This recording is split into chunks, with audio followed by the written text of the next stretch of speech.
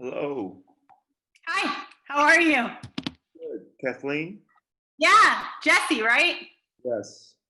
Nice to meet you, Jesse. How are you? I'm doing well. We put it on the consultation form, but just in case you missed it, we record all the consultation Zoom sessions and training sessions now. Okay, yeah. Okay. Are we going to be joined, was it by Jim? Yeah, so that was the goal, which is why I kind of changed the time. Fortunately, he's on a work call still, so Sure. hopefully we can squeeze him in towards the end, if anything. Sure. If not, afterwards, once I get this uploaded, I can send you the link and then he can watch it if he wants to catch up or anything. Oh, perfect. Yeah, Okay. that'll work too. Awesome. So it seems like general obedience, off-leash obedience, Aussie poo, is it? Yeah. She's Okay. an Australian poodle. So fill me in. Okay, so Sarah just turned 1 a couple of weeks ago, and she's had her puppy training, so she knows how to sit, how to leave it, and she's really good with the positive reinforcement. But now we're at this point where she knows the command, like to stay and leave it, but she doesn't want to do it. And there's only so much positive reinforcement I can do, and then it's like an overabundance of positive reinforcement. And if I don't have a treat on me, then she's just gonna like kind of test me all the time. The biggest thing that we have is there's an 11-year-old boy in the house, and very active, likes to run and play, and all of his friends like to run and play. But they have learned to make very slow movements around Sarah, because Sarah thinks that they're all little puppy friends of hers, so she jumps on them, and she's a 55-pound dog. So imagine, and with very big teeth. So there's a lot of holes in their clothes, and there's a lot of bike marks. And I don't think she's never biting to hurt, but she doesn't stop, and I can't seem to get her to that point where she where she knows that you can't do that, Right. And I'm not even sure if that's something that she can learn, but and I don't want the kids, when they come over or when they're out at the park, to have to make slow movements in front of my dog. It's not realistic. So we would really like her to do that walking to the side. Like when I walk her, she pretty much knows what heel means, but unless I'm positively reinforcing her constantly, she's going to push it. Not everybody in the house walks her the way that I do. So unfortunately, if I make strides with her, she'll walk with Jim or she'll walk with Lucas and go right back to her pulling behavior. So it really is like training the entire family. And I think she wants to learn. Like she's an Australian shepherd, so she has that mentality where she wants to be, she wants to have some structure and a purpose. So she's a quick learner. We just have to get everybody consistent, and it's just I'm not trained. I'm a teacher. I'm not trained to do what you do. So I'm sure that there's proper ways of going about it, and I just don't think I'm doing it correctly. Okay. And then you were referred to us, correct? I'm sorry, excuse me? I think you said yeah. My neighbor, Penny. I don't know if you know Penny. Penny's she's a poodle mix as well. Yes, I've trained a few Pennies. Yeah. I'm like a beige poodle mix. Very hyper, about 2.5 years old. We live over here on Wolfram, right down the street from your western location over here. Oh, yeah, by the facility? Yeah. Okay, nice. I can't, we moved here a little less than a year ago. They just had a baby. I don't know my neighbor's name, which is terrible, but I do know their dog.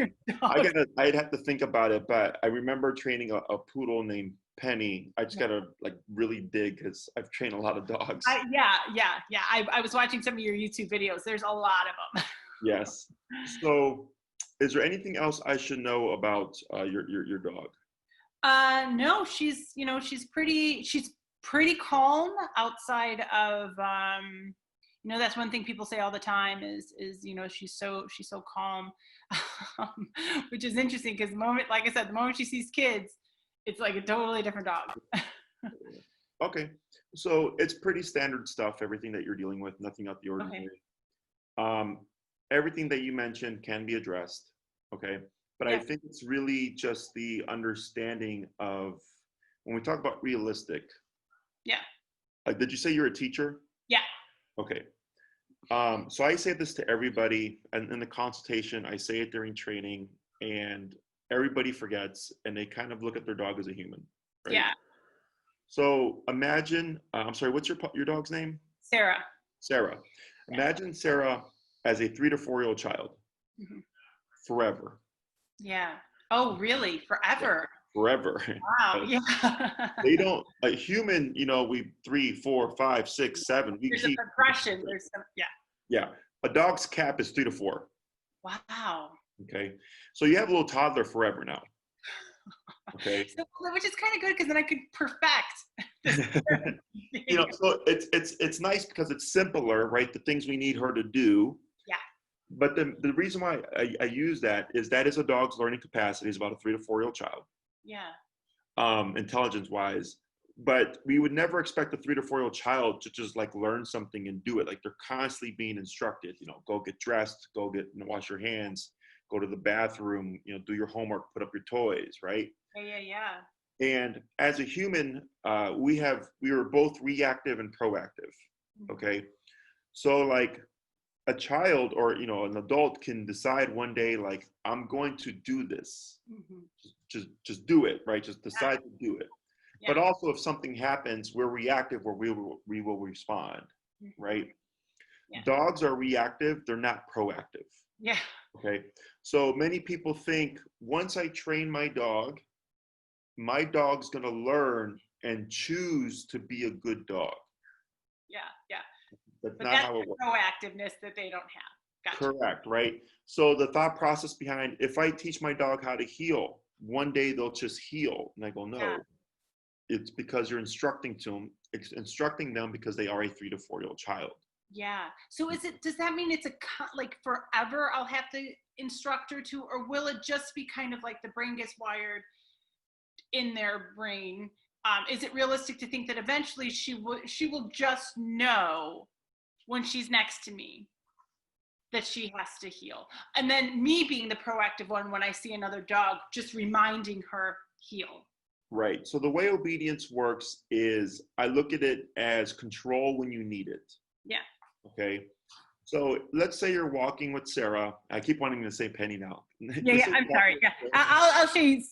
I'll show you in a second. She's down here somewhere. I just saw her. Yeah. No, it's fine. What was I saying? So repeat your question again. If she knows. Yes. Oh, I'm sorry. I remember. Okay. Look at it as control when you need it. Okay. Yeah. So let's say you're walking with Sarah and nothing's going on and you don't care that she heals. Yeah. Okay. Maybe she's on break and she's and she's just sniffing around doing. Oh, right. Okay. But let's say you see a not so friendly dog approaching with their owner. Yeah. And Sarah's friendly and will want to greet this dog. Yeah. Proactively, I would bring the dog under control and have the dog sit at my side. Yeah. So this way there's nothing to antagonize the other dog to be reactive. Yeah. Does that make sense? And then once the dog's passed, I could give freedom again. Right? Yeah. And at the end of the day, tell everybody it's your dog, your rules, right? Yeah. Most people go by how would you say, all the positive experiences they've had in life with their dog, right? And I go by, what if something happens? Yeah. Because I hear a lot of horror stories, okay, about dogs running away, getting hit by cars, jumping over fences, getting into dog fights, things like that. And it's all because the owner didn't have control when they needed it. Yeah. Okay. Yeah. I'm a very preventative kind of person when it comes to dogs because it just takes one time. Yeah. Yeah. But most of your life with your dog is positive. Yeah. right? Like you're not having these like, you know, unless your dog consistently runs away, Yeah. it's pretty much like you're fine, right? Yeah. And what I'm doing is I'm setting up my clients and I tell them you'd rather have the control Yeah. and not need it Yeah. than be Yeah. in the situation where something happens and you don't have it. Yeah. Yeah. And Okay. then that becomes, then we become reactive.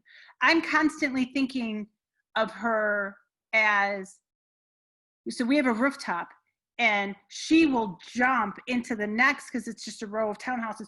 She will literally jump over, and it's high. I mean, it's a wall. She'll jump over the wall to go to the next porch. And I'm like, oh my gosh, what if she jumps over the wrong way? And then there she goes 4 stories down, you know?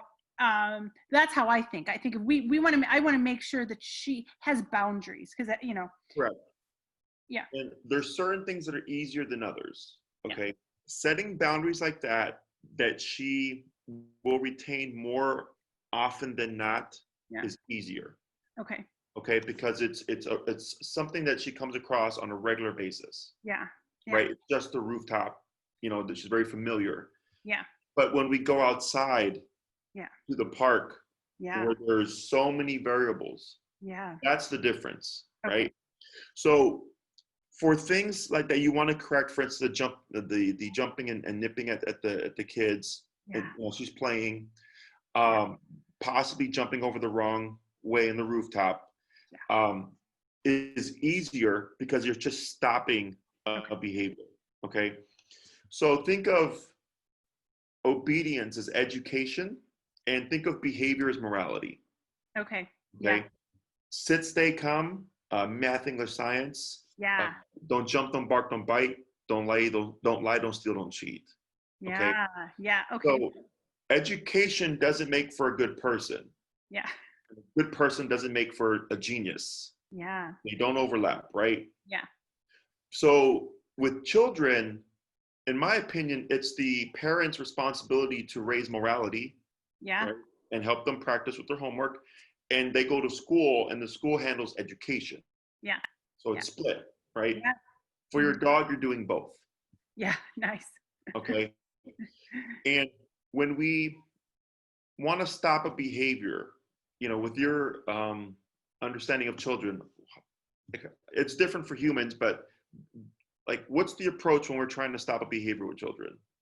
Well, most of the time, I mean, and I'm an early childhood, so I have kindergartners, and it really is that positive reinforcement. So, but unfortunately, within the kids in my classroom, sometimes I have to do, I have to negatively, like, say, you know, if they do something, then I have to, there's a consequence. So if there's behavior that they know not to, you know, if they're not making a good choice, then there is a negative consequence. You know, it'll be like, you know, move down, or you have to change your color, or, you know, whatever. I have a system where they have to, you know, move down to a certain, you know, they have to move a step down, and then they work their way back up. But that's the part that I think. So so there's a negative reinforcement, I guess, is what I'm trying to say. You're correct, but humans, it's different. Because we're self-aware.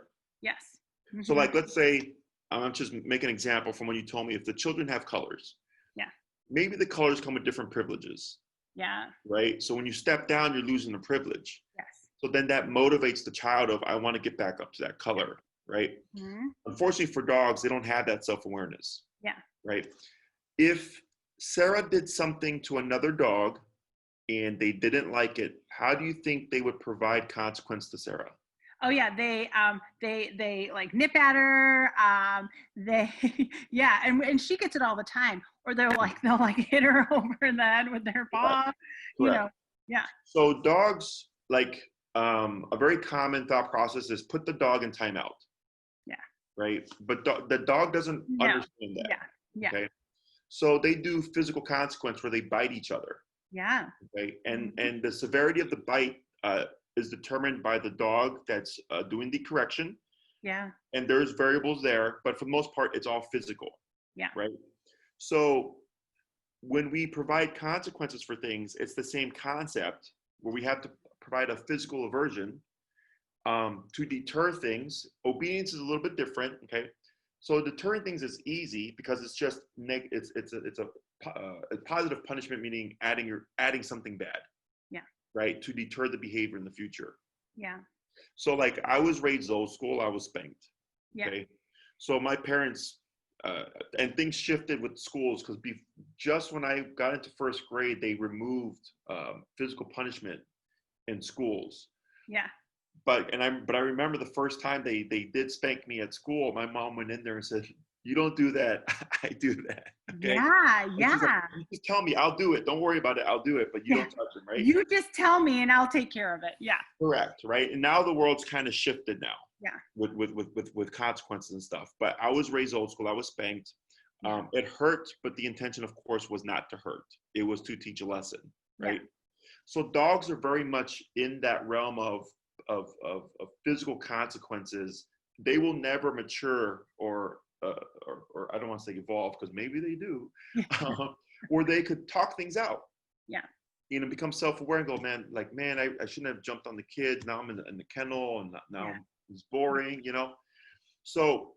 Well, and that's the thing. There is no real consequence. Mm-hmm. When she does it, I'll be, I'll stare no, and I'll be stern, but correct. I don't put her in the kennel. She'll have to sit with me for a little bit, or like if we're out in the open, I'll leash her, but there really is no consequence. Correct.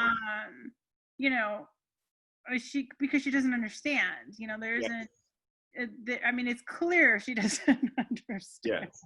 So that's why the behavior stuff is actually always the easiest. Okay. Because it's just punisher or consequence for a behavior we don't want. Yeah. Okay. So a trainer once put it, it's much easier and it's more important to train a dog what not to do than what to do. Okay. Okay, because if your dog doesn't jump on people, doesn't bite people, is friendly, and like there's no negative behaviors, people really don't care about the obedience. Yeah. A good dog is a dog that just isn't bad. Yeah. Whether or not they're trained, people don't care. Yeah. Yeah. So that's the easy part. Okay. When it comes to the obedience aspect of it, then it just comes down to the level of control that you're wanting, right? Yeah. In my book, recall always has to be, or come when called always has to be off leash reliable. Yeah. Period. Yeah. Yeah. Okay. I'm glad you said that, because that was one of the things I forgot to mention. Yes. Mm-hmm. Okay. That about her doing come when called? Yeah, she does, but she loves, it'll take her about 2 minutes of playing back and forth. She knows to come, but she's going to make it worth her fun while she does it. Like she used to think that my son would chase her. And so she had a little taste of, we would say come and she wouldn't. And so he would chase her. And then there's that play aspect. The game, right? Yeah. Right. And I'm like, no, don't run. You just stand in one place and you tell her to come. And yes, she's going to try to rope you into some play, but you just stand your ground and you keep saying it. And eventually she always comes. But it's just not quick. Right. Yeah. And that's within the context of the yard, right? Well, in the real world where there's so much going on, and we do we train in Oz Park. Yeah. Because there's dogs, people, strollers, bikers, like tons of distraction, right? Yeah. And during training sessions, it's happened 3 times where someone was chasing their dog across the park. Yeah. And one of them ran into the street. They ran into Webster. Yeah. Thankfully, nothing happened that I saw, because the guy had to keep the dog. The dog would stop. The guy got closer. The dog would take off. Yeah. It was just this pattern, right? Yeah. So when it comes to obedience, with dogs, it comes down to, can you make it happen? Okay. So like, let's say, you do training. She knows how to heel. She knows how to come when called. She knows all the obedience stuff you wanted. Yeah. If, let's say you have no training equipment, and this goes with whether or not you do positive or negative type training, okay, is if you don't have the reinforcer, the dog may not perform or perform the behavior to a lesser degree. Okay. That's just how it is. Yeah. Because she's a living creature that can make decisions, right? So even if you've done the most advanced training, if you don't have your equipment, right, and you say, Sarah, come, and she's at the dog park and she's like, you don't have the tool, Yeah. You don't have the tool, you don't have the treats. Yeah. Right? This is more fun. I Yeah. only get to do this once a week or once a day. Yeah. So I'm not going to come right now. Yeah. Right? So, and everybody asks, well, like, if the training's so good, why is that a problem? Like, because it's a dog. Yeah. With the So, three, go ahead. okay. Okay. So what I've learned to do is tell her, like, give her the treat, but as I'm giving her the treat, saying yes. And so she's associating the treat with a yes. So Correct. so that's something that, like, so like when she would heel, I would give her the treat, and then I'd say yes, like instantly give her a yes. So she's associating my verbal yes with Food. a positive yes. Mm-hmm. Yeah. But I mean, I don't know if that, I'm just going on instincts. I don't know if that's even something that people do. It is. So when you're doing food-based training, in my opinion, it has a very low ceiling. Okay. Yeah, I feel that. Yeah. And if you watch trainers that strictly use positive reinforcement, they'll tell you it'll take years before Yeah. your dog Yeah. learns something, right? That's only true because of the approach. Okay. Okay. So with the way that I train, even if the dog decided not to, I could make the dog return regardless. Okay. Yeah. That's the difference. That's With what I food, like to hear. Yeah. with the food, it's like, even if you have it in your pocket and you're like, Sarah, chicken, Yeah. and she's like, this is more fun, Right. you can't make her come back. No, yes. That's the biggest difference, okay? Yeah. When you spoke with your neighbor, and you watch videos, you know how I train and the methods that I use, or at least you're like aware. Yeah. Mm-hmm. Okay. So I do predominantly e-collar training. Yeah. Okay. Have you ever used that tool before? I haven't. I haven't used it. I know what it is because I'm familiar with it, but I haven't used it with her. Only Okay. because, again, I don't really know. I don't have the skill base Right. I mean, I can watch a YouTube video, but I don't have the skill base to confidently use it. Correct. Yeah. So, But I think that's where she's at. I think there's no doubt in my mind. This is the next step in her training, because we are active, and I am in an urban, we're in the city, and there's a lot of visual stimulation going on, and we need her to be focused. right. And doing this constant positive reinforcement is great, but what if I don't have a treat in my pocket? And like you said, and she's just something's more fun for Correct. her, even though she knows what she does know. When I say come, what she's supposed to do, she knows what she's supposed to do, but she just doesn't want to do it, because maybe something is more fun, or she knows to heal, or she knows to, leave it. She knows those commands. She's just choosing to do them at her own time, and that's the part that I'm starting to get frustrated with. Right. Which is the most common thing about positive only training. Okay. So I'm not against it. I love it. I use it for my puppies. Yeah. And I tell everybody, once your puppy is 6 months, I highly suggest you go to big boy training or big girl training, because it's going to have a low ceiling. Yes. Yeah. Okay. Yeah. So with e-collar, people typically think it's a punisher. Yeah. Okay. And but the it's way a negative reinforcement, though, I would say, right? Yeah. it is. So technically, if you speak about it, it's positive punishment, because you're adding something the dog does not like, correct? But people, the impression that people have is that you're like making the dog roll on the ground. Does that make sense? Yeah, like it's so painful that they're right. Right. That's not how we go about it. Okay. So I'm going to explain how all this works. Have you ever been to a chiropractor or a physical therapist? Yeah. Have you ever had stim? Yeah. It's that like little. Yeah, I actually have some pads upstairs. Yeah. Okay, that's an e-collar. Okay. Yeah. So just that little, like, it's like a vibrating electricity. Right. It's a muscle contraction. Yes. Right. So if you go to a professional like therapist and they use that machine on you, they'll tell us when it becomes too much. Yeah. Right. And they start to escalate it. And then you say right there, and then they lower it and they let it do its work. Right. It's the same approach for dogs. We start low, we work our way up. Okay. Yeah.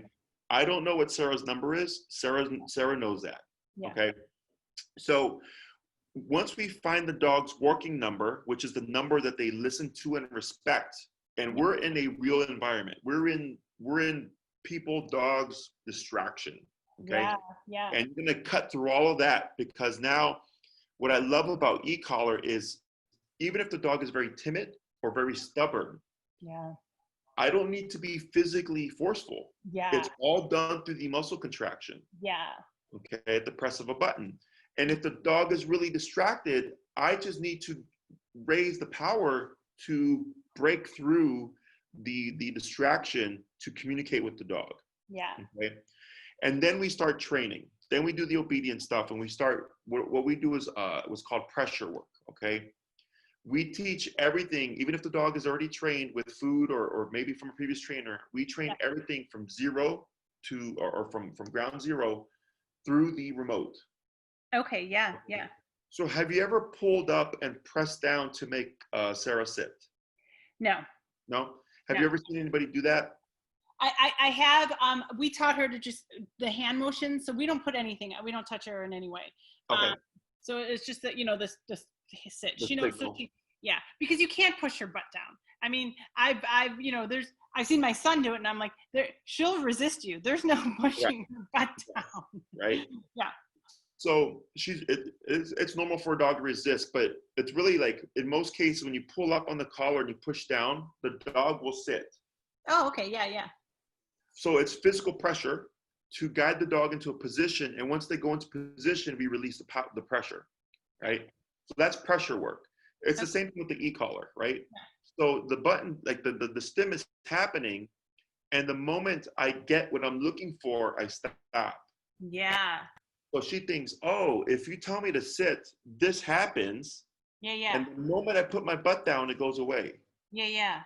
So now it starts to empower the command, Yeah. because it means something, because there's an aversive, right?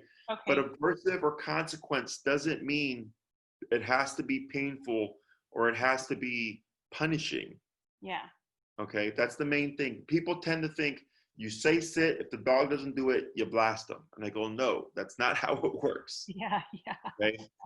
That can create more problems. So going back to earlier when you said she knows the commands, right? Yeah. So I've become very picky with the words that I use when I talk about training, because words are very powerful. Yeah. Right? And what they imply. So by definition, you know what heel means, you know what sit means, right? Heel, walk beside me, don't pull me. Yeah. Sit, put your butt on the ground. Yeah. Sarah doesn't. She doesn't know what they mean. She associates what she does to those, okay? So when she hears sit, she thinks, when I've heard this word, when I put my butt down, I get something. Yeah. Yeah. She doesn't know by definition what it means. Does that make sense? Yeah. And that's very important, because when people think their dog knows something, again, it goes back to that concept of, she's a 3 to 4 year old child. She's not going to mature. So I'm going to stop one real quick question before I forget, based on what we're talking about. I don't think she knows like the actual word. Does she understand like those terms like sit? We'll say, she likes to give fives, but I don't even think she knows. I think she just knows the motions. Like if we, I scoop my hand, so she sits, it's like sign language. I'm not even sure she knows the actual words. Like she understands, like when we tell her to go, like I'll tell her to leave her food, I make her wait. And it isn't until I literally do like the pointing, she'll go for it, because I can sit there and be like, okay, go, and just keep saying, okay, go.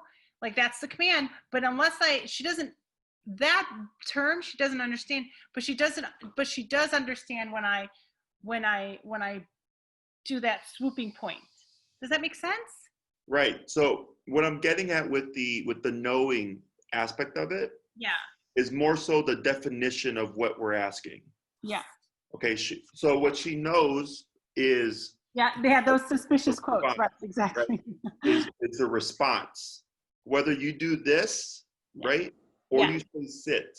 Yeah. She knows to put her butt down to get something. Okay. But she doesn't know that this, by definition, means Okay. put your butt down. Yeah. That's the thing, right? Because, you know, we have a very complex language, right?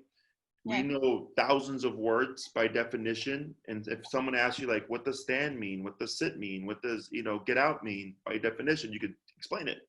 Yeah. Yeah. The dog just associates, like, when you say leave it, I'm supposed to remove myself from the object, Yeah. right? So they know the response, they don't know the word by definition. Yeah. Okay. And that's where, because we're dealing with the intelligence level of a 3 to 4-year-old. That, and also an animal that doesn't think on the scale that we do, right? Yeah. We think past, present, future. Yeah. Dogs think present, Yeah. okay? But we Yeah. have an imagination. We can create things in our mind, and we also have language. Yeah. Right? So when you start to see your dogs as a primal animal, a lot of frustration goes out because you're like, oh yeah, you're the dog. Yeah. Yeah. Yeah. But people's expectations is you're going to mature like I matured. Yeah. I think that by far is the best information. And I'm glad you led with it, because yeah, there is no like, oh, she's 13 now. And it's like, no, she's still mentally. Yeah, and forever. Okay. And, I tell this to everybody, and it, like, without fail, in the training, they'll say, like, oh, so when do I don't need the stuff anymore? When does the dog know everything? I'm like, Yeah. remember. Yeah. Okay. So worst case scenario, so go ahead. No, go on. You might be answering my question right now. Is the way life would look. Yeah. In the house, Sarah's not going to need to have the collar on. Yeah. Okay. Because stopping things is easy. Okay. And that becomes less and less over time. Okay. Because it's just being reinforced. It's when you need it. Yeah. Right. We're going to go to the park. We're going to go on a long hour walk, and I don't want Sarah to pull me all over the place. Yeah. Then she has her equipment. So I equate it to a cop on a collar. Right. So as humans, do you drive? Yeah. Have you been on the expressway? Yeah, I was actually I got up the expressway today. It was a disaster. Do you go the speed limit? Yeah, sometimes I do. Yeah. Okay, sometimes you do?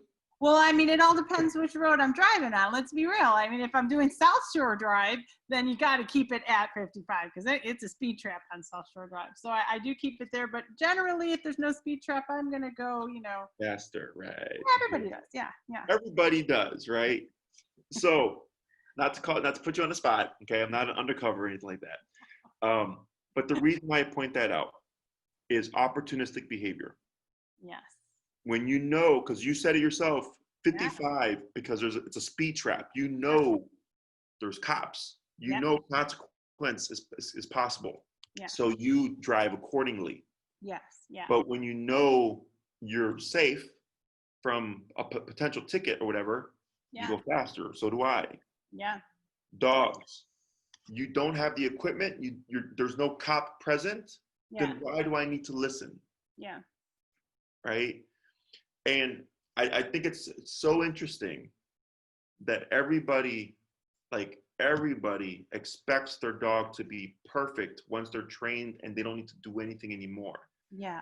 But we are the most intelligent species, yet we still need cops, prisons, judges, and jails, yet people still commit crimes. Yeah. Right? It's the same kind of thought process.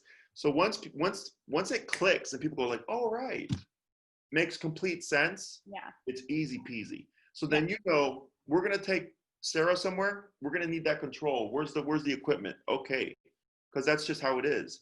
Yeah. And if she's just gonna be in the yard, the worst case scenario is maybe you call her, you don't have the equipment, and maybe she decides to be a brat, right? Yeah. But she's not gonna go anywhere. Yeah. Because even though she plays that boundary or plays that line in the yard, when you have the equipment on, she's still going to listen. Yeah. Does that make sense? That does. So it doesn't undo your training, because it's not about the training. It's about the fact that she had the opportunity not to listen. Yeah. Right. And that makes a lot of sense. So here, I guess where my thought is, you always see dogs that are like sitting at the corner before they cross the street. Mm-hmm.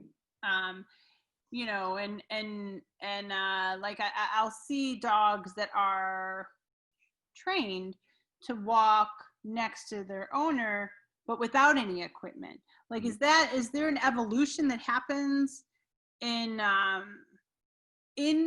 development where she won't need the collar, where she'll just kind of habitually, you know, when we stop at the corner, she stops. It's possible, okay? Yeah. But it's very rare. How do those dogs get to that point? So the biggest thing here is what I look at a dog and I go, whether or not they're trained, and what I think is a trained dog and your idea of a trained dog is very different. Yeah, well, yeah. Okay. So, and you're also seeing that dog in a very small window. Yeah. Right. You're seeing that maybe, and I always tell everybody, you know, pay attention, right? Now that I've like made you aware, you see a dog and maybe they look really good, but then look at the environment. Yeah. Is it bland? Is there a lot of dogs? Is there a lot of commotion? Is it in a quiet neighborhood or is it on the busy intersection of diversity and Western, right? You also got to think about personality type. Yeah. It is super rare that I'll get a dog that will do good with just food only, right? Mm-hmm. But it really comes down to what if, right? And the owner will say like, you know, my dog's great to them and what they're wanting. And I'm like, I'm fine with it. I don't care if you use food only. I just go, but what if you're with your dog at the park and decides to chase a squirrel and not to listen that one time? Yeah. Right. So in terms of the evolution, mm-hmm. if you go online and you see dogs that are trained mm-hmm. without any equipment, mm-hmm. one thing I say again is environment. Yeah. Right. A lot of times it's a very bland environment. Yeah. The other thing is, even if it is in a distracting environment, you don't know if the trainer warmed the dog up with e-collar or something and then removed everything and then said, now let's do it. Yeah. The dog's already warmed up. The dog's already like thinking collar, right? That's another thing. You're also looking at a dog that may have gotten thousands of hours of training by a professional. Yeah. Right? So, and I do things naturally, or I don't do things naturally when I interact with people's dogs that people do on a regular basis, right? So like, let's say affection. You can't be your dog's buddy and then be the authority at the same time. Yeah. Right. Just like what I'm sure with your students, right? Oh, you can't yell at them and then pet them afterwards, like immediately. Correct. Like, oh, you'll understand later. No. But with dogs, it is that relationship. You cuddle Penny. I'm not Penny. You cuddle Sarah. Yeah. You cuddle Sarah. You give her treats. You pet her. You love on her, right? Yeah. And then all of a sudden, for 30 minutes out the day, it's I need you to listen. Yeah. You see that? So you have 23 and a half hours where you're going against that concept. Yeah. So me, I actually don't do that. I'm constantly disciplining my dogs if needed. And I only give them affection when they do something for me, not because they're cute. Oh, wow. That would be really hard for me. Right.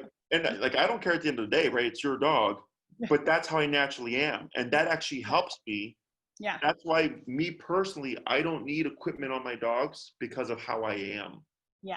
Yeah. Well, I'm essentially you with your students, but with dogs. Yeah. And Sarah wants to make an appearance. She's like, here I am. I'm really I like the little white goatee. Yeah, the little goatee she's got there. Yeah. Yeah, that's nice. I like it. Yeah, she's mostly black though.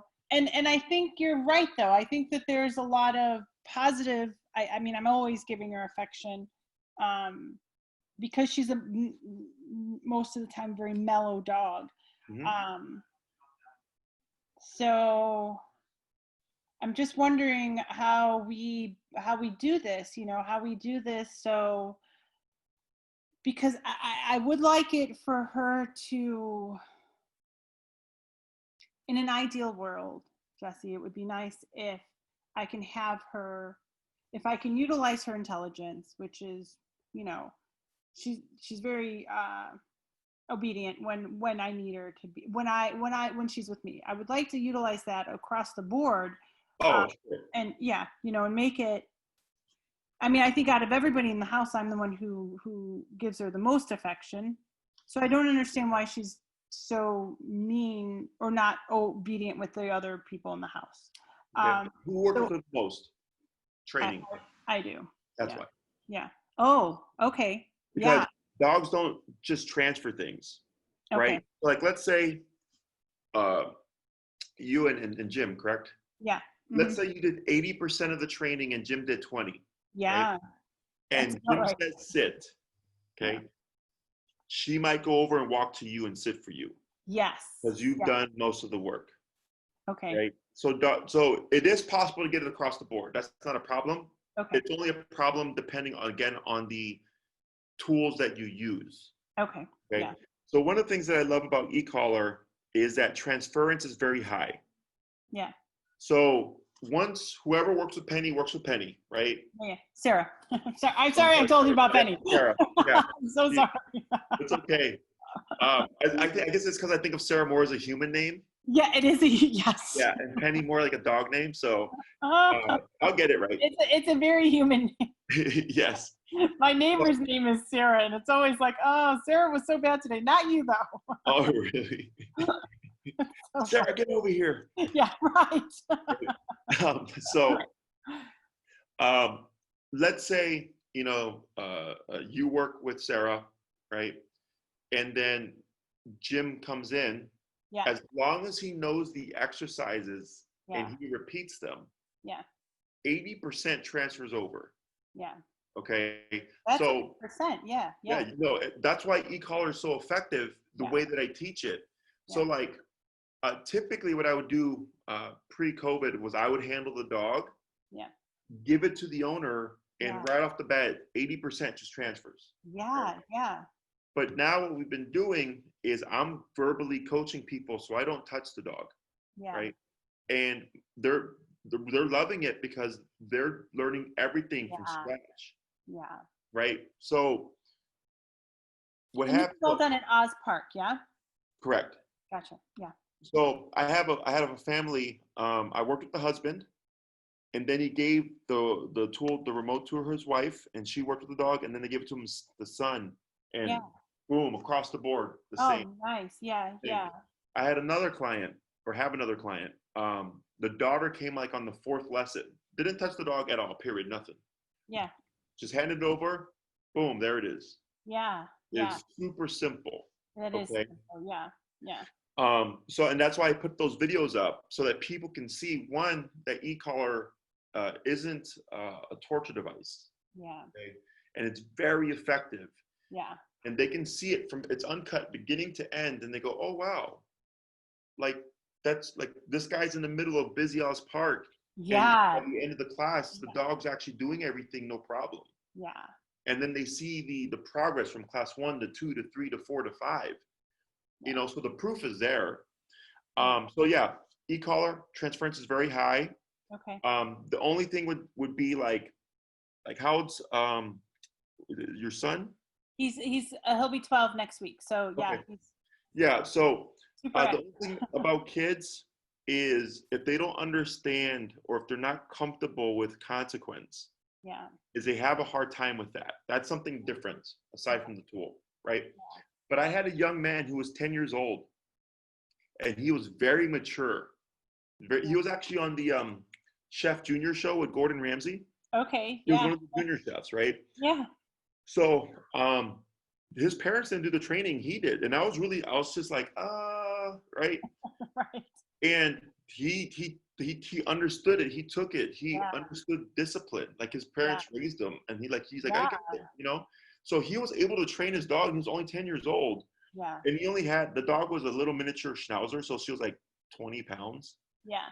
Yeah, but still, I mean, that was the part that I was worried about, is because my son, Lucas, he doesn't, he doesn't, the whole discipline thing isn't really good, with him, as far as her, like he doesn't quite understand.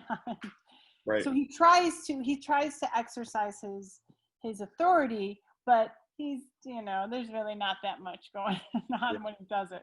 And dogs are aware, because kids give us softer energy. Yeah. That when they're like, no, right? The dog's like, whatever. Like, it's not the same. You know, I mean, it's like a kid trying to lecture me. Like, I'm like, come on, kid, you're 10, right?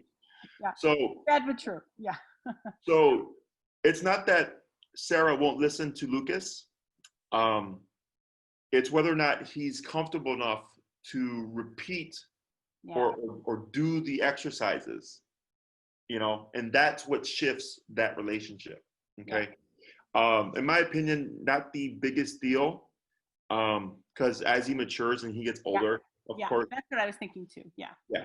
But yeah, I've worked with kids even younger than him, and it's perfectly doable. It's just whether or not they're comfortable. Yeah. Okay. Anything else? Trying to think if there's anything else. Really, it's just the obedience thing with her. We did talk to one trainer, and he had said, you know, it was didn't work out for me. What he was saying. One of the things he said was that she'll only want, you know, we'll teach her to only want to play with you. And I was like, that's not going to work. I don't want a dog that only wants to play with me. Like, it's like, I've already done the single parenting thing where I had to play with them all the time. Like, that doesn't work for me. I need her to still want to play with other dogs and not see me as just the one thing to play with. Like, I don't need her to be hyper focused on me when it comes to play, discipline. Like, you know, like, that's not what I'm looking for.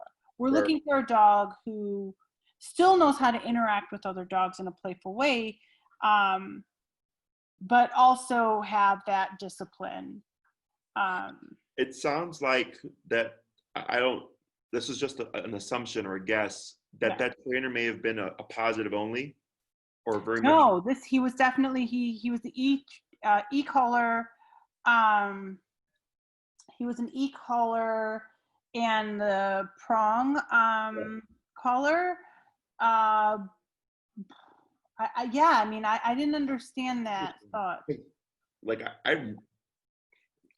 don't care if the dog plays other dogs. Right. I want the dog to come back. That's all I care about. Yes, that's all I care about too. I want her to come back when it's time to come back. I want her to leave it when it's time to leave it. Sure. So the way I look at it is, you know, we're not trying to make your dog a robot. Right. And that's what it felt like. Yeah. She's still going to be Sarah. Yeah. You know, but except when you take her to the dog park and it's time to go, it's not a chasing game. Yeah. If something like, if, you know, a freak occurrence happens and she gets spooked, you know, like we have the ability to get her back under control. Yeah. You To know? focus and come back. Yeah. Yeah. So in terms of what you're needing, okay, I know we have the recall for sure. We have leash walking. Mm-hmm. Do you guys like is your family like a hiking type of family? Yeah. You do go hiking. I do. I do a lot of that with her. Okay. Yeah. Do you take her out like where there might be deer and like you know, just like wild animals type of thing? So she's been on a few hikes with me and hasn't shown anything that I'm concerned with as far as chasing things. But here we're by the river, you know, as you know, Western and Diversity, we're right here by the river, and there's a lot of bunnies. Oh, sure. Yeah. And she's always going for the bunnies. There's a lot of geese. We had a run-in with some geese recently, Sure. where she chased them all the way down to the river. Oh, wow. Yeah. So Okay. I don't know if that answers your question. And yeah, so she's one of those flight people. She's gonna go. Okay. So it sounds like she's got good prey drive. Yeah. Which is good because you can use that to your advantage when training. Okay. Yeah. Because what I'll tell people is if your dog chases squirrels, I'll let them chase the squirrels and then use that to practice my recall. Yeah. You have something, a realistic distraction to practice with. Okay. Yeah. Okay. So in terms of what you're needing in length of time, you have a few choices. Yes. Okay. Good. Yeah. So I have and Maria will reiterate all this stuff to you. But we have 6, 9, and 12-week programs. Okay. And the 6-week is the heel, off-leash recall. So it's typically 2 classes for heel, 2 classes for recall. And the last 2, it's either we continue to review that if the owner needs more work, or if they are doing really good, we can learn something else. Yeah. Okay. The 9-week is those two things, but then duration work, meaning if I tell Sarah to lay down and not move for 2 hours, she's not going to move for 2 hours. Okay. Yeah. Yeah. Whatever period of time you need. Then Yeah. the 12-week program is for those that like go hiking off, like they need everything off leash. So it's like everything, all the commands, sit, stay down, come, heel, is all built to off leash level. Okay. Yeah. Yeah. And it comes down to what the owner is wanting or needing. Yeah. So I kind of look at it as the first 6 weeks is if you just walk with your dog to the dog park, Yeah. and to the yard and like little things like that.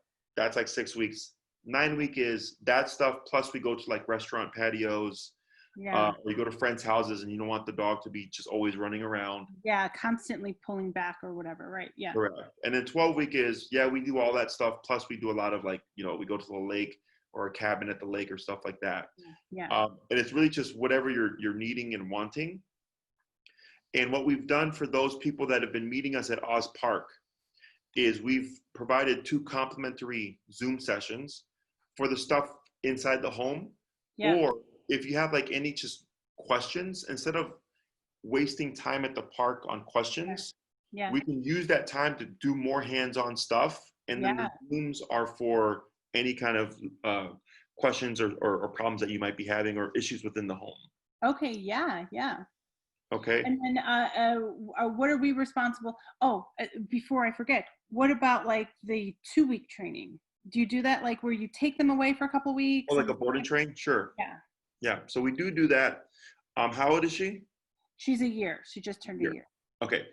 So I have 1, 2, 3, and 4-week programs. Okay. The 2-week program would be the equivalent of a 6-week program. Okay. Okay. The 3-week would be a 9-week program. The 4-week would be like the 12-week program. Okay. So with the 2-week program, if I know you're wanting off-leash reliability, we're pushing to that. Okay. Yeah. But when you get your dog back, she might be somewhere between 50 to 75% done. Yeah. Then we work with you to transfer what she knows to you. And then your job is to get that last 50 to 25%. Yeah. Okay. Yeah. So e-collar makes this very effective. Yeah. If it was like food only stuff, I would tell you don't even bother because it doesn't work well. Yeah. And what we do is prioritize what you're wanting. So if you say we need recall, we need the leash walking, and we'd like to have duration work, then we know to focus on this, but we'd also work on this at the same time. Okay. Yeah. So we have a dog right now who's doing a 2-week, and then we have another dog coming in on the 21st. And we work dogs from start of the day to the end of the day. Yeah. Yeah. Okay. So a lot of places do like 2 to 3 30-minute sessions a day. Yeah. We don't. We do all day. Okay. Okay. And we take the dogs like to Home Depot. My employees will go to Horner Park. Like we're working with the dog in the environment, not just in the facility. Correct. Okay. And then so that's an option as well. Okay. Yeah. So if you're more of like an active hiking family, I would say that you're more like in the 9-week, maybe 12-week range, or 3-week to 4-week range. Okay. Now you can do the 6 and 2-week programs. Yeah. I don't care. But from what I'm hearing and what you're wanting, that's where you're falling. Okay. Okay. Other questions? Is there any food training in this, or is it all just e-collar? We can incorporate it. Yeah. But it's not necessary. Okay. Like really, what you've done is you've set the foundation. Yeah. Right. So now we're just gonna balance everything out. Where it's like, hey, Sarah, like, yeah, we fed you all this time, but now we need you to do it. And if you don't, well, this is what happens. Okay. Yeah. Trying to think if there's any other questions. That's why I wish Jim could have came down and if he had any questions. What about the prong collar? Do you think she needs one? Because right now she's just a harness. Yeah, I just do e-collar. Okay. More often than not, prong is not necessary. I'm not against it. It's a great tool. Yeah. But prong collar gets you everything on leash, but then as soon as you unclip that leash, you're stuck to, I can't make you come back. Right. Yeah. So e-collar is the only tool that can guarantee I can make the dog come back. Yeah. Yeah. I use prong collars. Like for instance, I had a lady, she was 90 pounds and she had 130 or 40-pound Great Dane. So she used both prong with e-collar Yeah. because she needed more extra physical leverage. Yeah. Yeah. Okay. That's the wrong dog for her, but yeah. So but almost like 95% of the time, it's always just strictly e-collar. Okay. Okay. Okay. Yeah. Yeah, I can't think of anything else, honestly. I think you may have answered all. I do like that you take them out in their natural environment, whether it's, I mean, we take her to Home Depot all the time. Oh And yeah. so Yeah. that's our natural environment because it's right up the street. And practice those everyday kind of obedience expectations. No, So that's good. we drill it. Yeah. And like we had a dog that was here on, he was on Sunday Yeah. and we had a full day of clients Yeah. and we just took him with us the whole day. Yeah. Yeah. So like, we're actively applying it. That's why we get such good results Yeah. is because it's not kept in the confinement of, Yes. controlled environment. Yeah.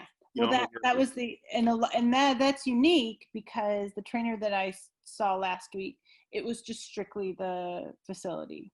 yeah, no. And I'm like, I don't really think that that's going to be transferable because she doesn't live in a warehouse.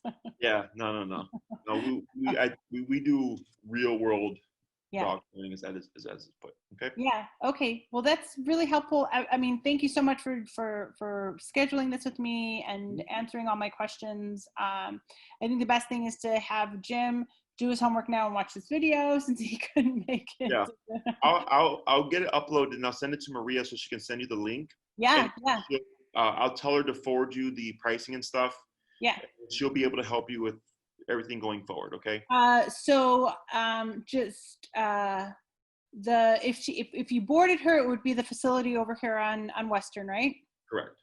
And then if we just do training, it'll be the Oz Park training outside. Correct. Love that so much, by the way. I mean, what a great idea. And that's just right down the street, as far as, getting there. And you're right, that's a super active. You got the basketball courts, you've got the kids playing baseball, you have all these dogs, the playground. There's so much going on as far as stimulation.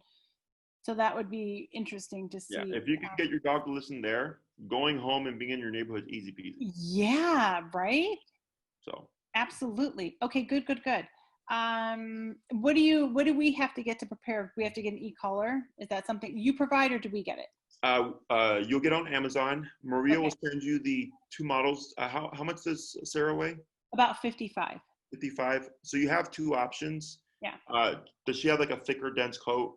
She does. Well, I mean, she's got hair, but it all depends. Like right now, I mean, she's got really thick hair. Yeah.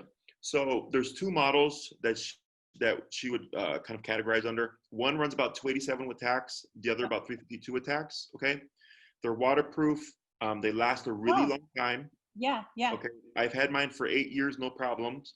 So they're an investment, but if you take care of it, it will last you a really long time. Okay. Yeah. Yeah. 3/4 to a mile range, so plenty of range for your standard family pet. Yep. The reason why I mentioned the higher powered one is because of the coat. It's like a buffer, so you want a little bit more output in case because it does factor in terms of what she feels. Yeah. But then for the larger dogs, you also want to think in case of an emergency, if something happens and she gets scared, it's not about obedience in that mode. It's about overriding her fear. And that comes through power. Yeah. Okay. And then so it's like now she's scared and she's got a thick coat of fur. Yeah. You're wanting more output to get through all that stuff. Gotcha. Okay? Yeah. But you would be fine with either one. Okay. I just usually suggest to people always opt for more so you have it and you don't need it. Yeah. Then if you do need it, you have it. So yeah, that makes a lot of sense. She does have a lot of skin and hair. Yeah. So I think the second one would probably be more beneficial. Yeah. So we'll get you all that information. Okay. Yeah. So it'll take a little bit for this to upload, but it should be up within a couple of hours. Yeah. Yeah. And then I'll have Maria get in contact with you. Okay. Yeah. No, this was really informative. Thank you. I mean, it's like night and day from the last one that, I mean, I think it was right out the gate when you put up that, the mental capacity. it's like it clears up so much. Yeah. Throughout the years, you know, I've seen very common concepts. Yeah. And I feel like even some trainers think that way too. And it's like, no, when you understand dog, like they're a 3 to 4 year old kid. Yeah. You know, I think trainers usually sell it as your dog will learn and then you won't need anything at one point. I'm like, no, that's not realistic. Yeah. You know, so Okay. yeah. So I'm glad you had a good consultation. If you need anything else, you let us know. Okay. Yeah, absolutely. And what we can just decide when we're ready to decide, is that it? Or I'd like Yeah. it, if we're doing it in Oz Park, it would be important to sooner than later because it's so nice out. You need time. Yes, correct. And in my opinion, even though board and trains make me more money, Yeah. I always tell people it's better if you do it yourself, because then you yourself understand Yeah. everything. So in life, if something happens, you can troubleshoot it yourself. Yeah. It's just personal preference, but we'll get But a you all combo of two is always an option as well, you know. right. But we'll talk it over. We'll see what, you know, the pricings are and time frames. I'm off this summer, so I can definitely invest a lot of time in her and get her where she needs to be. You know, so we can live a little bit, you know, more comfortably with her and not worry about her, you know. Yeah. You got the standard dog, so nothing that concerning to me. Good. Yeah. Okay. Yeah. Yeah. She's not standard though. She's so special though. You're right though. She's pretty basic. So if you need anything else, you let us know, okay? All right. Thank you so much. I You're appreciate it. welcome. Have a good weekend. You too. Take care. All right. Bye-bye.